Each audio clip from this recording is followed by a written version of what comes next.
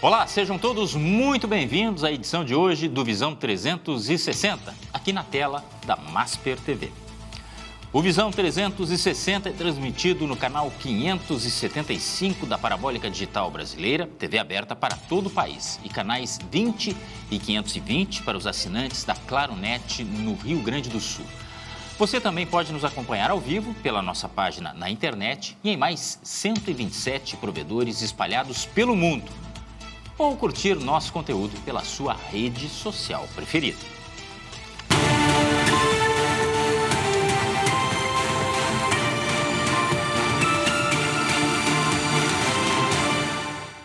Na pauta de hoje do Visão 360, o mercado de timeshare e os riscos de assinar contratos durante as férias, por exemplo, viagens e com abordagens em destinos turísticos. Promessas de descontos, apresentações persuasivas, decisões tomadas sob pressão. Até que ponto o consumidor está protegido? E quais sinais de alerta devem ser observados, hein? Quais os direitos de quem assina esse tipo de contrato e como evitar prejuízos ou endividamentos em planos de longo prazo? Para você que não se atentou do que nós estamos falando, você já foi à Serra Gaúcha, por exemplo, deve ter recebido já a proposta ou ter visto uma situação como essa. Família, chega aqui que eu quero apresentar um projeto. É sobre isso que nós estamos falando. Muitas vezes, estes turistas se sentem ou são vítimas de um processo que acaba envolvendo a família e muitas vezes assina ali o contrato e depois vai ver as consequências, que em muitos casos são danosas. Para falarmos sobre este tema, o Visão 360 recebe Ricardo Vogt, presidente da Comissão de Direito Imobiliário da Ordem dos Advogados do Brasil, no Rio Grande do Sul, e Gabriel Hamester, advogado especialista em Direito do Consumidor, já também uma figura bastante conhecida. Mais uma vez, muito obrigado pela sua presença. Aliás, obrigado pelas presenças de vocês no Visão 360. Obrigado. Muito obrigado. Vamos falar sobre este assunto que tem muitas reclamações, inclusive nos canais oficiais, tá? Mas até que ponto é ilegal? Se é que é ilegal, ou é um incômodo que muitas vezes resulta em problemas para as famílias, como eu já falei aqui na abertura do programa. Já já vamos retomar esse assunto, porque antes tem as notícias do Momento 360.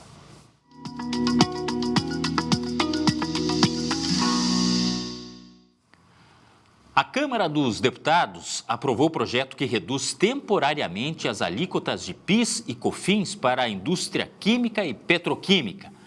A medida amplia para mais de 3 bilhões de reais o orçamento do regime especial do setor em 2026.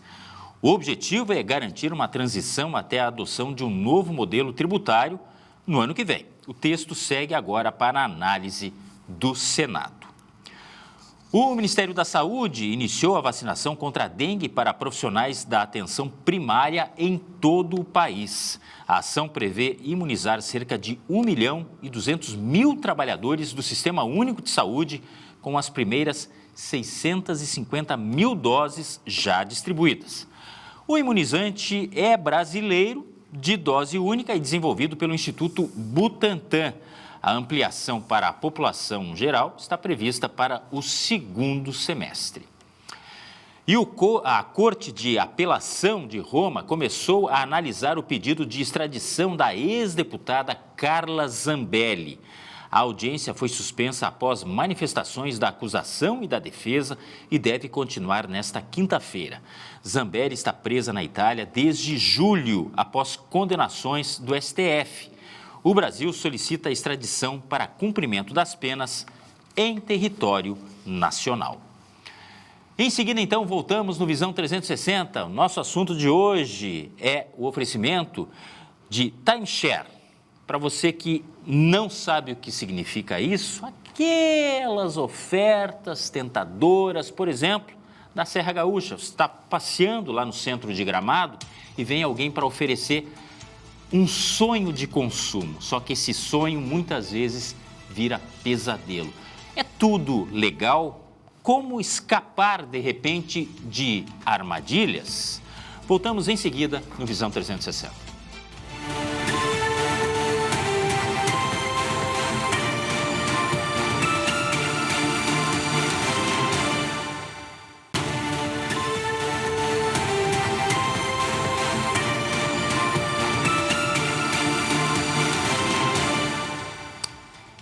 O Visão 360 de hoje quer conversar com você, consumidor, que já passou por essa situação ou já observou esta situação, que é a seguinte.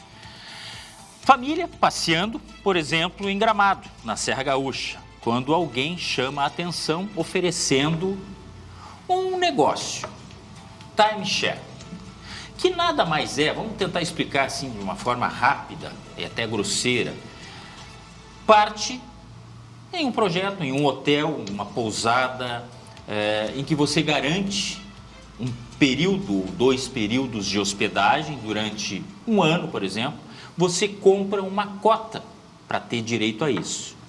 Mas tem que pagar ainda custos de manutenção.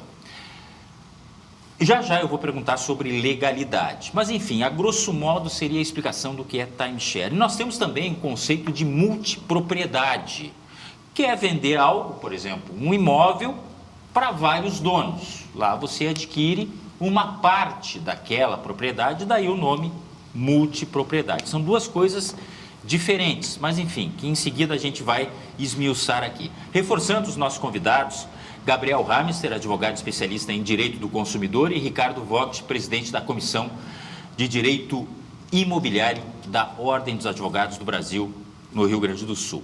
Mais uma vez, muito obrigado pelas presenças de vocês. E para começo de conversa, quando a gente fala em timeshare, multipropriedade, há algo de ilegal nesses negócios? Então, Glauco, primeiramente, prazer novamente estar no teu programa, telespectadores em casa, mais uma vez um serviço público sendo prestado aqui em relação dos consumidores. Essa situação, ela foge ao que nós vamos chamar de ilícito, né? Todos esses negócios, eles são negócios legais do ponto de vista de que a lei permite com que eles sejam realizados.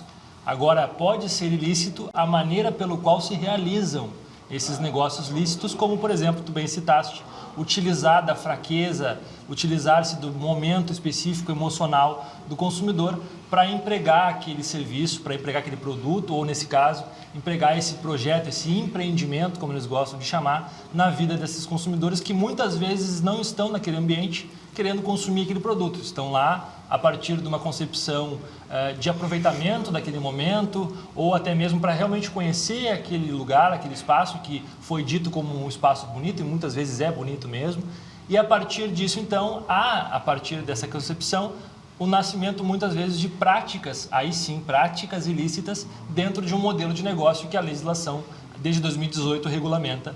E aqui o Ricardo pode falar um pouquinho mais sobre as questões legais da legislação, mas hoje nós não podemos falar que esses negócios são ilícitos. Aqui nós estamos falando de negócios lícitos, mas que as práticas, infelizmente, que os consumidores acabam sendo expostos, acabam ali aviltando os direitos do consumidor. Bom, aqui, já falando do aspecto legal em si, são 2 coisas diferentes, né? Multipropriedade e timeshare. Sendo que me parece que uma tem registro em cartório, como se fosse, né, a pessoa ser uma das... Como se fosse, não, ela é uma das proprietárias, né? Que seria multipropriedades, é isso? Perfeito. Muito obrigado ao convite. Espero poder esclarecer algumas dúvidas. É um tema bastante delicado, como o Dr. Gabriel bem falou.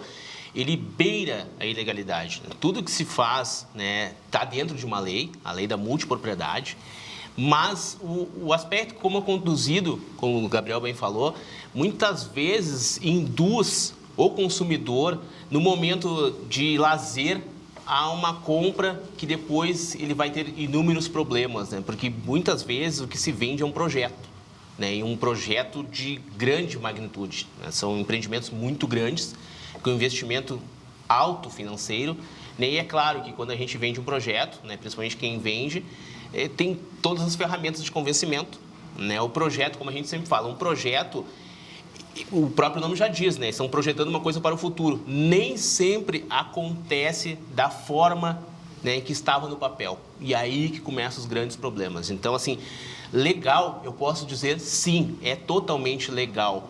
Só que o problema são as técnicas de venda, muitas vezes as formas de convencimento do cliente. Então, sim, o cliente enfrenta muitos problemas. A gente tem tido uma avalanche desse tipo de problemas, né, cada vez maior, né, e de pessoas, né, que geralmente o perfil desses investidores é perfil de uma pessoa que tem uma capacidade financeira e um esclarecimento muito bom, mas que é pego num momento de lazer ou nesse, vamos dizer assim, nesse momento em que ele é conduzido a essa compra. Exatamente, Né? conduzido. Ele é conduzido a essa compra. Acho que eu acho que tem até a própria questão de estar mais relaxado, Com né? certeza. A pessoa não está tão... Né? Com certeza. Mas assim, até a título de colaboração, e eu posso fazer isso aí porque eu já passei por isso, já fui assediado, como é que funcionam as coisas? E há vários relatos, você vai na internet, há vários relatos, inclusive eu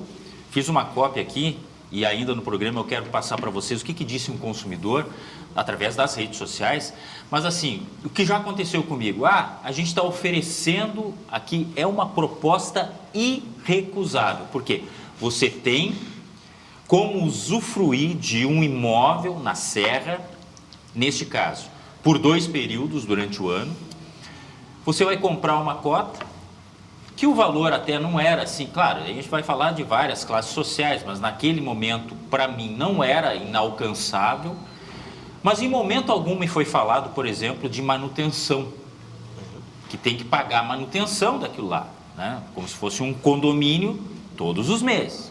Esse é um aspecto.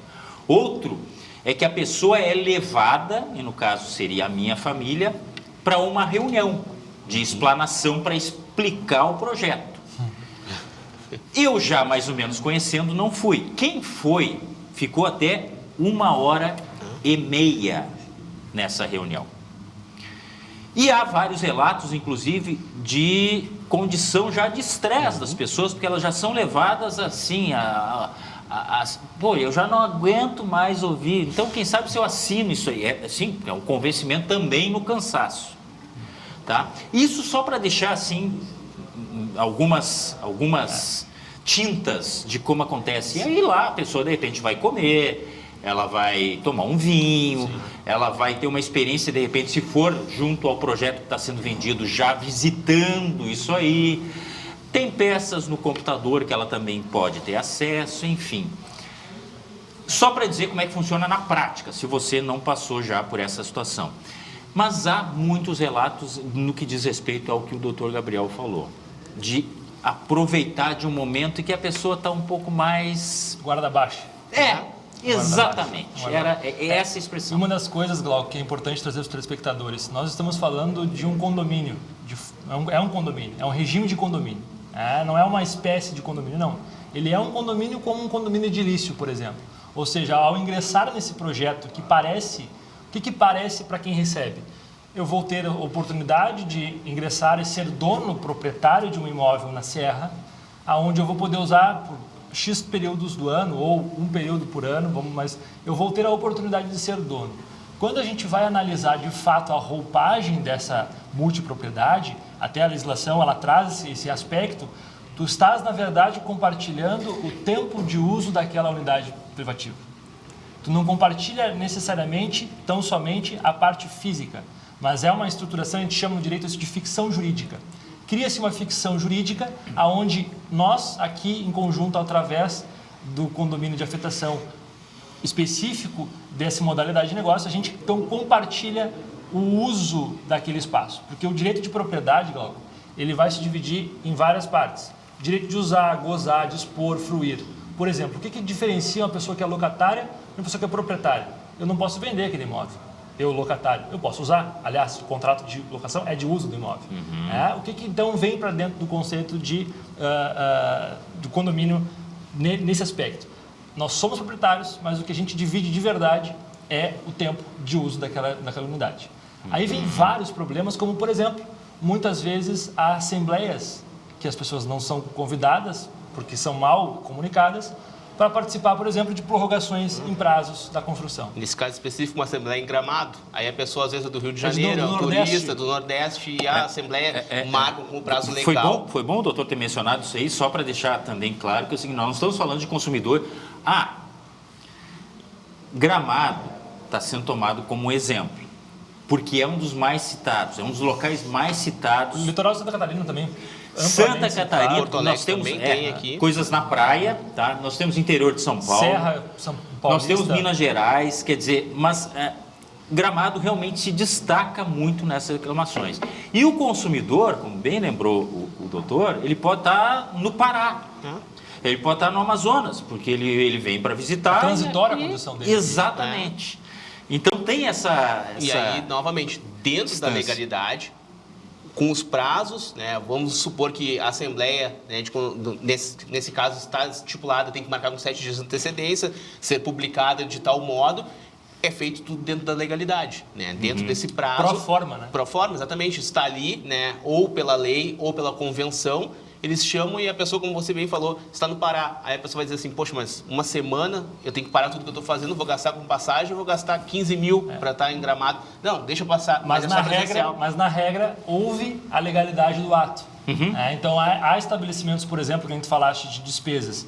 A Assembleia, ela é soberana. Assim, eu moro em condomínio, se eu não for na Assembleia, eu vou ser atingido por aqueles efeitos da Assembleia, independente de eu estar lá ou não. Porque viver em condomínio é justamente isso, é ser afetado por decisões colegiadas. E isso é muito perigoso nessas multipropriedades, porque nós não estamos falando de 80, 90 pessoas, nós estamos falando de uma unidade, por vezes, ter 300 pessoas utilizando o direito de uso de espaço temporal daquela unidade. 300 pessoas para uma. É verdade. Para uma, pensa que o ano tem 365 dias. Se eu ajustar ali, vamos botar aqui 200 pessoas que usem aquela unidade, pense que, imagina como que eu vou compor o direito de 200 pessoas de uma unidade, de um patrimônio que às vezes a gente está falando de 300 condomínios, né? 300 unidades privativas. Nesse caso da unidade, né, a pessoa tem que ter no mínimo 7 dias, 1 ano. Aí, 52 semanas, 200 proprietários, ou o nome que se intitula, né, 200 titulares, nem sequer se encaixa. Aí você pode vender o seu direito, aliás, enfim. Doutor, aí vale para os dois, eu não sei quem... O que rege isso? São contratos específicos nesse sentido? Porque é uma coisa muito... Ao contrário de um condomínio que mora o doutor Gabriel, esse é um condomínio para uso, né, do residencial de início. Temporário, do tempo, enfim. Existe contrato específico para isso? Eu diria que o contrato é praticamente uma enciclopédia, né? Porque é um compilado, né, que a gente já viu de cento e tantas páginas, né? 125 foi o que eu mais vi, mas são contratos bem longos, bem extensos, e que a gente vê que eles são desenhados, claro, justamente para defender quem tem o maior interesse, que é a pessoa, a empresa que está responsável pelo empreendimento. Então, são contratos que prevêem muitas situações. Todas essas situações estão descritas mais ou menos dentro desse contrato. Então, assim, eu falo que você falou da exaustão, e para nós, advogados, também é bastante complicado, porque o que acontece? Claro, não pode nem ser muito simples, simplista demais, mas também não pode ser tão complexo. E quando começa a ser muito complexo, começa a remeter, né, você está lendo uma página, lá no fim, essa página remete ao início. O item 3.5.1 da linha A. Isso, imagina se para nós, advogados especializados em trabalhar nesta área, já é difícil, uma pessoa que vai pegar e vai ler, né? Dificilmente ela contrata um advogado, né, para fazer um due diligence. Olha, dá uma olhada nesse contrato aqui, vê se vale a pena, porque é uma pessoa que ela tem uma capacidade financeira de investimento, então o due diligence já estaria dentro. Geralmente um advogado cobraria de 2% a 6% do valor para avaliar, né? Então já estaria dentro desse, mas as pessoas geralmente não fazem, elas vêm para nós advogados quando o problema já está posto, e geralmente aos 40 do segundo tempo, quando já não tem muito que a gente possa fazer. Eu só não sei, e aí é uma questão, é uma interrogação realmente, a exemplo do que o senhor falou, se nós temos só consumidores com poder. Por quê? Porque ele está, de uma certa forma, disseminado que a grande reclamação é de pessoas que não conseguem mais pagar aquilo que eles mesmos assinaram. Que talvez no ímpeto, na falta de, poxa, não deve ser tão ruim assim, eu acho que de esclarecimento. O grande ponto, né, Glauco, eu acho que é principalmente contexto. Qual é o contexto do consumidor médio que é envolvido nessas operações? Qual é o contexto médio? É aquela pessoa que está transitoriamente naquela região de férias. Dificilmente um morador dessas regiões vai usufruir desses ambientes porque já moram lá.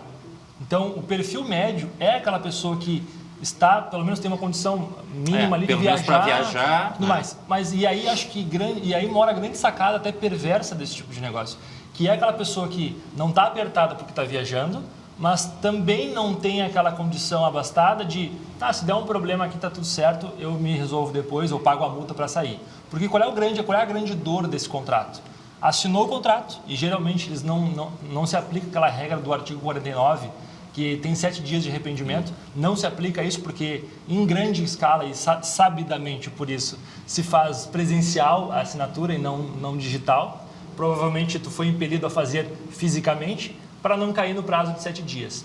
Mas qual é a grande dor? E aí isso aparece, eu fiz até uma pesquisa antes de vir para cá, aparece nos tribunais de São Paulo, Rio de Janeiro, aqui no Rio Grande do Sul e Santa Catarina.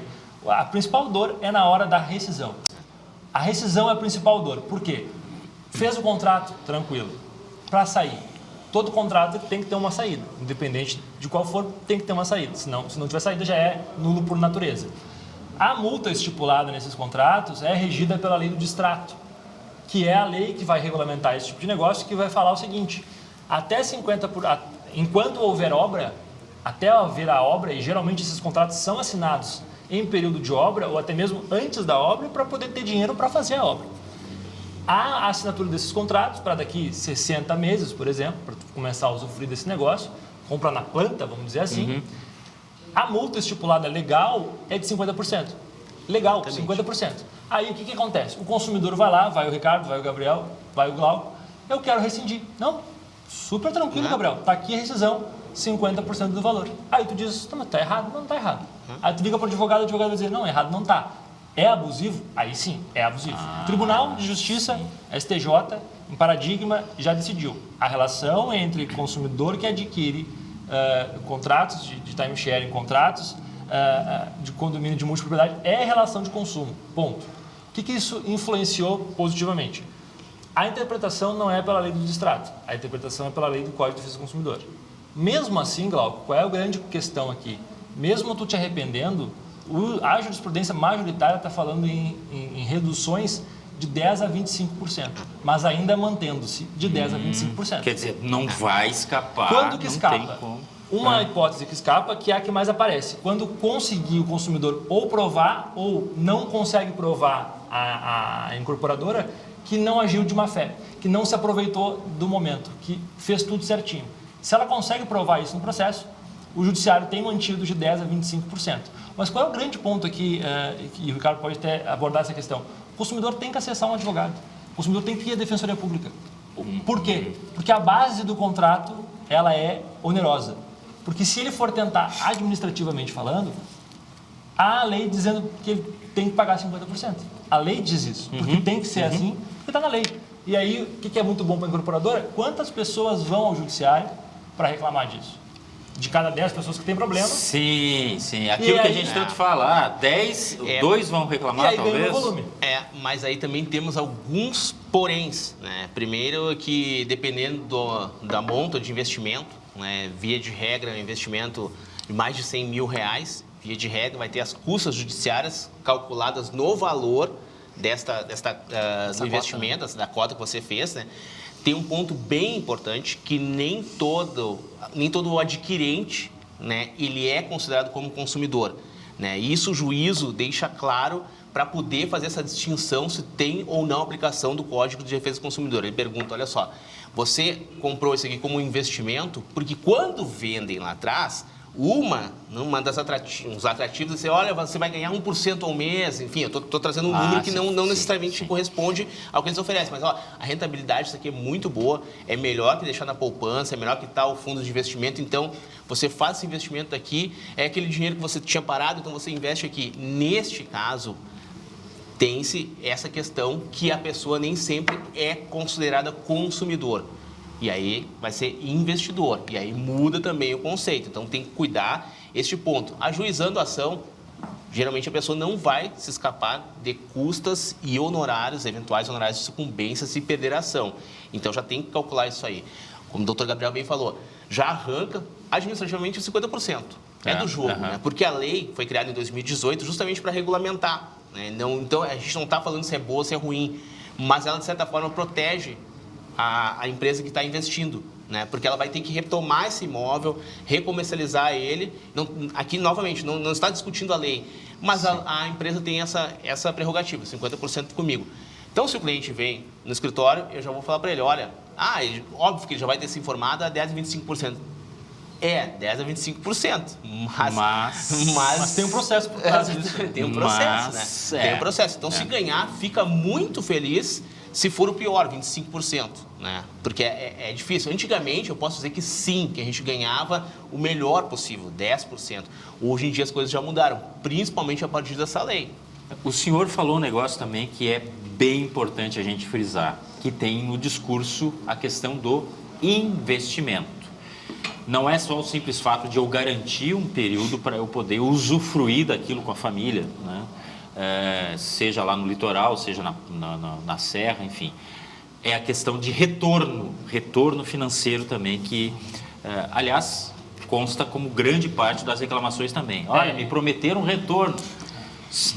Nada disso acontece, foi balela na hora de vender. Bom, aí é a lábia também que entra, e aí é uma questão que... Isso, mas até isso é um dos pontos, Glauco, é até interessante trazer isso para os telespectadores. Quanto mais eles vendem uma coisa e menos eles entregam essa coisa, seja consumidor, seja investidor, quanto pior a diferença entre aquilo que é prometido e aquilo que é entregue, é melhor para nós advogados poder trabalhar no processo. É melhor para eles poder demonstrar isso através dos meios administrativos, como PROCON e Defensoria Pública, se for o caso de uma pessoa hipossuficiente. Porque o direito brasileiro, seja ele consumidor ou seja ele não consumidor, a informação, a boa-fé, a relação contratual, ela tem que corresponder com aquilo que está sendo ofertado. Independente de ser relação de consumo ou não. Sendo de consumo, piora em 10 vezes o dever de informação. Mas a informação, Glauco, ela não pode te colocar numa condição diferente daquela que tu esperava a partir da informação que eu te trouxe.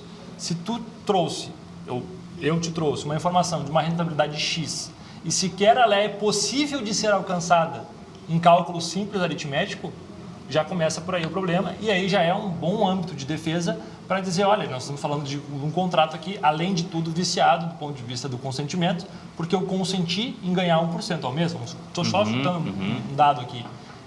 Eu provei por A mais B que sequer 0,6% eu consigo. Então, há uma quebra de expectativa e quebrar a expectativa, Glauco, para o contrato ela é fundamental, porque o contrato ele é a união de duas expectativas. O contrato ele é a consecução de duas vontades. Sem vontade não há contrato. Eu tenho vontade de contratar? Tenho, naqueles termos aos quais eu fui instado a contratar ou instado a confirmar que queria. Quando aqueles termos que eu confirmei que queriam não se encontram presentes na execução do contrato, isso é uma violação de quebra contratual. Seja uma relação de consumo, seja uma relação de direito civil.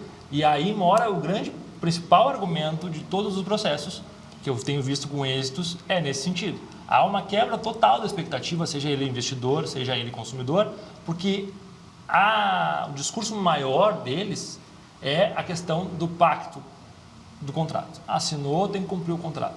Está lá na cláusula 10, 15, 20, 30.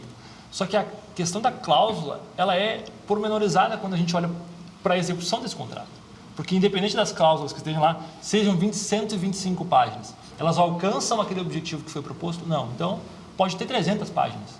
Se não alcança o objetivo que foi proposto, aquele contrato tem que ser considerado um contrato insuficiente em si mesmo. Aí só um ponto, perdão. Sendo advogado do diabo, o problema é que, via de regra, isso aí está no stand de venda. A promessa está com o vendedor, ou seja, o corretor, não está no contrato. Esse que é o problema. Mas o senhor tirou aqui, ó, porque assim, é por isso que eu falei antes da lábia. Na hora de fala tudo isso. Mas isso está explícito ali? Muitas vezes não, né? O STJ tem entendido, em larga medida, que os materiais publicitários constituem-se como pré-contratos. Então, é importante que o consumidor, o investidor, guarde todo e qualquer folder, qualquer foto, qualquer vídeo, qualquer gravação. Conversa de WhatsApp. Porque tudo que envolve, Glauco, a relação contratual, muitas pessoas acham que a relação contratual ela é só quando a gente assina. Não, ela é o antes, o durante e o depois. Porque a assinatura é uma das partes do processo. É o processo. ato que confirma o contrato. O contrato até então, por exemplo, quero te comprar esse copo de água aqui. Quanto que você quer me vender esse copo? Isso são tratativas. Isso constitui-se um contrato a partir, são as tratativas. Quando que a gente vai formar? Aceitou o preço, aceitou a condição, eu aceitei, fechou o contrato. Então, essas nuances que o Ricardo traz muito importante, tem que ser sempre muito bem guardadas pelo consumidor. Um folderzinho que seja, que está escrito lá, e muitas vezes eles fazem isso com tabelas de rentabilidade, aquilo vai ser considerado pelo judiciário como elementos constitutivos do contrato. Se não tiver cuidado, vou dar um exemplo bem simples, né, nessas feiras, enfim, né, que eles fazem de vendas, ou nesse momento em que aborda a pessoa dentro do ambiente, falando especificamente de Gramado, que hoje em dia não pode mais atacar na rua, e sim dentro do ambiente, a pessoa que está ali, ela está devidamente caracterizada, ou seja, mas ela está como um corretor de imóveis, né? A bem da verdade, isso a gente já teve, infelizmente, em processos, a dificuldade de comprovar que essa pessoa estava ligada ao dono do empreendimento, mas sim ele era um corretor independente que sim estava vendendo aquele empreendimento. O que isso acontece? Na prática, no momento de que você vai judicializar e buscar esse valor, 6 a 8% da comissão de corretagem não vai ganhar. Então tem isso aí, tem todo... a gente fala, eles criam um sistema, exatamente. É um sistema, né, um envelope que eles fazem, né, que é muito bem feito. Então tem todos esses nuances. Então o homem vai dizer, mas o cara não falou, não, o cara não, o vendedor ele falou, mas aqui no contrato não tinha isso aqui. Mas eu quero devolver. Não, tudo bem, mas a comissão de corretagem foi feita porque ele aproximou as duas partes e vendeu. Sim. Mas estava dentro do hotel, mas... Fez o elo. Vamos para um rápido intervalo? Já eu volto aqui, inclusive com a mensagem que eu prometi, que está aqui nas redes sociais, de um comprador que se sentiu lesado, dizendo que foi vítima desta trama que a gente está falando. É um rápido intervalo, a gente já volta.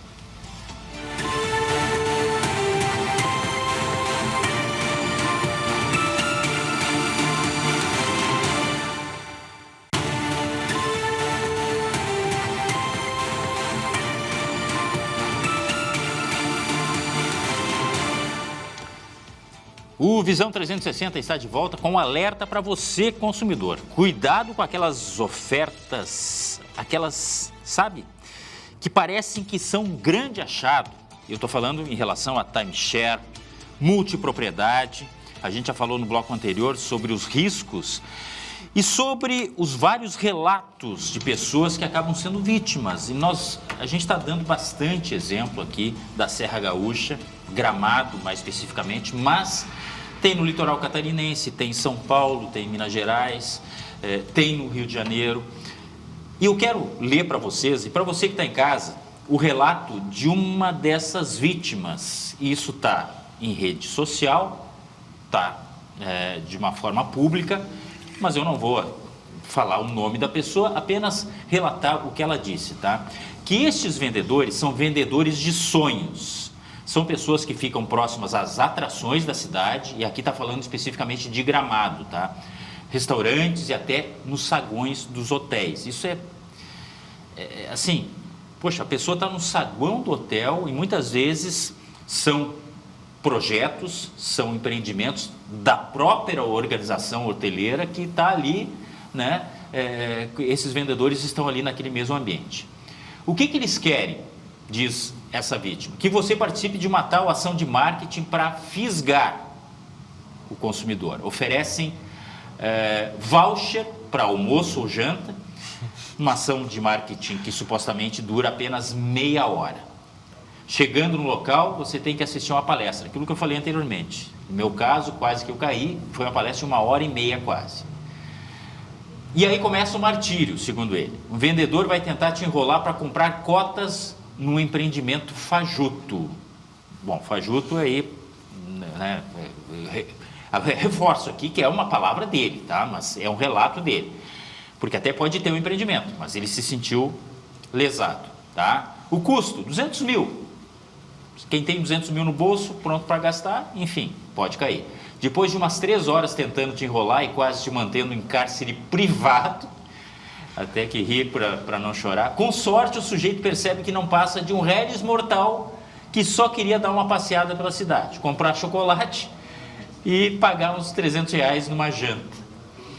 Aqui ele, claro, está ironizando na parte final, mas dá bem a noção, e esse é um visitante que veio do eixo Rio-São Paulo para passear em Gramado e se sentiu assim meio que levado por uma tentação que depois ele, caí na real, não vou entrar nessa história. Mas que na prática fala em assédio, praticamente, né? A pessoa está no saguão do hotel, a pessoa está no restaurante, a pessoa está, que seja, passeando no centro de Gramado e vem aquele vendedor e puxa ali, família, olha aqui, vem escutar esse... E muitas vezes não te libera para sair. E fica, não, obrigado, não, mas olha aqui, não, obrigado, mas olha aqui.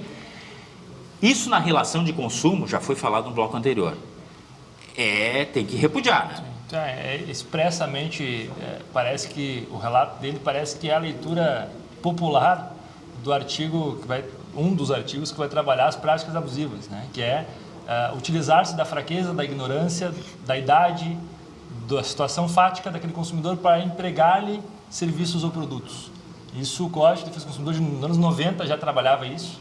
Até acho que é bom relembrar isso, tem essa questão de condomínios compartilhados do tempo. Punta del Este teve problemas gravíssimos em relação a isso nos anos 90. Vários gaúchos até hoje falam disso com memórias tristes. E a história se repete mais uma vez aqui agora com mais pujança ainda, tendo uma legislação brasileira que regulamenta isso. Então, Glauco, qual é o grande ponto aqui? É o motivo pelo qual a publicidade existe. É para induzir o consumo. E induzir consumo não está errado. Qual é o ponto? Até que ponto é eu que quero ou estou sendo impelido a querer? Até que ponto é a minha vontade ou é a vontade que está sendo imposta a eu querer? Porque tem uma diferença sutil, mas ela é drástica entre eu querer ou eu querer porque estão querendo por mim. A pessoa até fica constrangida. Exato. Poxa, eu tô Constrangimento. O cara me deu jantar Essa aqui, é a deu um vinho R$600. super bom, poxa vida. Né? Pois eu fiquei com... Se eu tivesse aceitado, depois eu falei com a minha esposa, já pensou um vinho, como é que o cara vai dizer? Tu tá tomando um vinho de, sei lá, R$400. E eu não... Como é que eu vou dizer assim, não, eu não quero o produto, na verdade, eu vou levantar e vou embora. Tem gente que não se sente à vontade. É um mecanismo de venda e é um mecanismo de manipulação, na verdade. Exatamente. É um mecanismo de manipulação e dos mais eficazes, porque ele trabalha com várias coisas do ser humano. Ele trabalha a vaidade, porque, não, tu merece, tu tem condições de fazer isso. Tu olha pra ti, tu tá no momento... Bom gosto. Tá no Não é momento, só isso. Que bom gosto. É mais maquiavélico, é o aspecto fisiológico. Tem momento certo, momento da digestão que a pessoa está tendo aí. Claro, aí não foge a nossa área. Mas, claro, como eu tive casos assim, até isso me aprofundei. Era a mesma tática de venda de uns 10 anos atrás, que vendia pós, shakes para as pessoas tomarem, aí, que todo mundo sabe, uma marca bem famosa, que é a mesma tática de venda. Eles tinham toda a tática, eles sabiam exatamente quando que eles tinham que mexer no teu sentimental. Geralmente é quando a pessoa já tomou um vinhozinho, está no momento da digestão, está querendo comer um docinho, é nesse momento que eles te abordam. Então, até esse ponto é calculado. Né? Então, te constrange, vem com palavras ali, pô, é merecedor, batalhou, né? Poxa, né? Pô, imagina tu poder vir aqui desfrutar toda uma vez por semana. A pessoa se sente, um dos primeiros casos, Glauco, paradigmáticos desse assunto, quando veio a revisão judicial disso, não foi por causa de um contrato, foi por causa de um divórcio. Por causa de um divórcio, se descobriu, começou a se identificar que o divórcio estava acontecendo por uma briga que aconteceu dentro de uma relação contratual, e aí começou a se chegar e verificar que isso estava acontecendo com várias famílias ao longo do Brasil. Que as pessoas estavam começando a brigar dentro de casa, porque como é que está sendo um negócio desse? A gente estava de férias, estava junto. Pois então, também foi um exemplo que foi mandado para a gente e isso gerou a nossa pauta de hoje. Isso cria, inclusive, separação. Isso cria briga em casa, isso cria coisas que extrapolam uma relação contratual. Então, isso que é bom ir de casal, né? Sempre tem um que é mais pé no chão, né? Nesse momento é bem importante. Que é uma espécie de sociedade também, né? Um casamento. Sociedade conjugal, já diria o código. Né? Exatamente. Só sobre a questão, o doutor falou das limitações, né? E aqui também a gente tem o papel de reforçar isso, né? Em Gramado existem limitações, né? De que as pessoas já não podem mais fazer isso aí, né? A bel prazer de pegar na rua, em qualquer lugar. Se acontece... estão infringindo uma orientação, mais do que uma orientação, uma determinação do poder público, que o próprio prefeito de Gramado se manifestou, inclusive publicamente, contra este excesso, este assédio que esses vendedores fazem, porque estava causando repulsa do próprio turista. Né? Ele não estava sentindo à vontade, entendeu? Então, é bom que se diga, há um movimento das próprias autoridades de pedir calma, não é bem assim. Tem que se respeitar não só a determinação, mas também o bom senso. Uma questão de bom senso, essa é a verdade. Essa é uma das táticas que se utiliza, né? E essa realmente está sendo corrigida. Mas tem outras táticas que é do corretor de imóveis, das imobiliárias, enfim, das empresas que constroem esse tipo de empreendimento, que eles já têm mais ou menos uma carteira de clientes. Às vezes é uma carteira, né, de um terceiro que passa para eles, né? E eles sim fazem um evento exclusivo de lançamento daquele projeto, né? E aí sim é uma outra questão, que é mais difícil depois de defender. Isso é bem comum. Aqui em Porto Alegre nós temos pelo menos 2 empreendimentos desse formato, né? E nesses empreendimentos eu tive clientes que foi muito difícil comprovar. Mas assim, por quê? Porque, teoricamente, as pessoas estavam informadas, foram elas estavam pré-comunicadas. cientes. Exatamente. Isso, por todo um processo Exatamente. que não foi casual. Foi vendido ali um projeto, né, o projeto de construção do empreendimento, que previa shopping junto, hotel, né, cotas no hotel e tudo mais. E no contrato, né, o contrato bem redigido, evidentemente, dizia que era por etapas. Olhando de fora, para uma pessoa que não é da engenharia, enfim, ou que não entende do contrato, diria, não, isso aqui não está pronto. No contrato, estava pronto, né, estava entregue a obra, enfim. Tinha um hotel, que o hotel assumiria a gestão. Esse hotel, por razões dele, disse, não, esse aqui não é dessa bandeira nossa aqui, vamos baixar a bandeira, né? Baixou para um nível abaixo. E agora eu não estou mais acompanhando esse caso, né? Mas parece que nem mais o hotel está querendo ficar, né? E aí essas pessoas estão ali com o dinheiro, né? Nesse caso foram para investir, e estão com esse dinheiro imobilizado. É difícil conseguir sair, né, pelas razões que a gente já falou, né? E aí ficou aquela questão assim, a pessoa tinha como uma oportunidade do investimento. Poxa, eu vou deixar esse valor, mais ou menos de 300 mil reais uma cota, vou deixar isso aqui parado?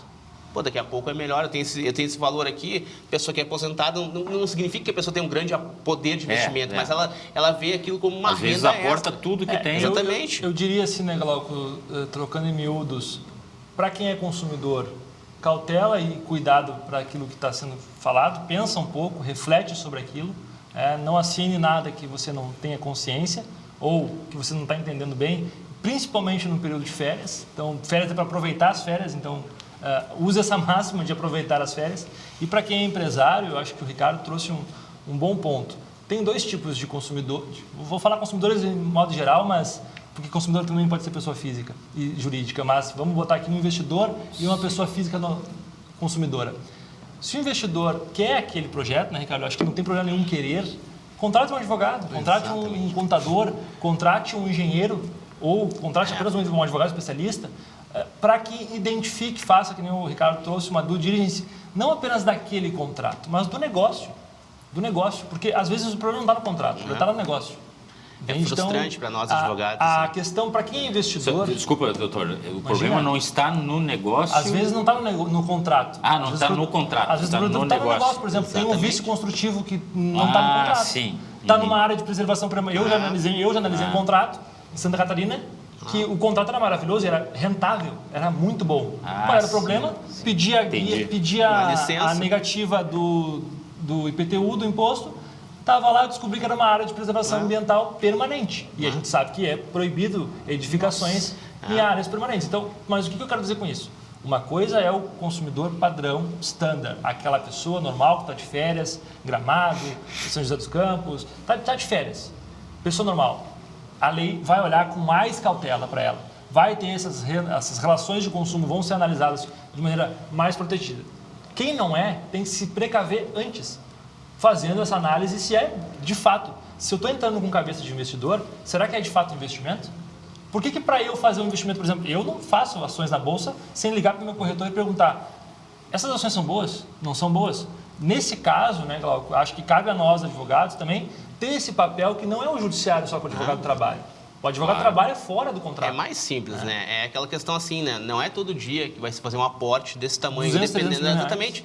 Exatamente, não é igual ir no shopping. Muitas vezes, até quando vai trocar de carro, a pessoa se empolga. Tudo bem, é um limite, mas, poxa, um imóvel, né? Talvez as economias de um casal, de uma vida toda.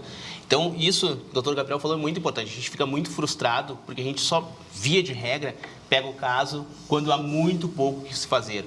né? Isso é cultural do Brasil, né? A gente tem muitos advogados no Brasil, a gente tem, né, a pecha, né, de advogados e advogadas, né? A gente não tem uma boa fama, a sociedade não vê o advogado, né, vê como muito litigioso e não vê justamente esse nosso papel que é de orientar, né? A gente poderia evitar muitos problemas, né?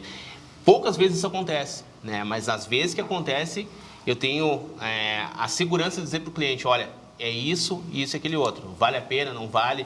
Muitas das vezes, nesse tipo específico de contrato, sendo eu um advogado que não entendo de economia, digo, olha, eu acho que é melhor deixar na poupança esse teu dinheiro, né? Ou busca outro investimento, mas esse aqui não. Eu vou dizer da minha experiência, assim, eu não tive nenhum contrato desses que eu analisei, no Rio Grande do Sul e Santa Catarina, que a minha posição foi favorável.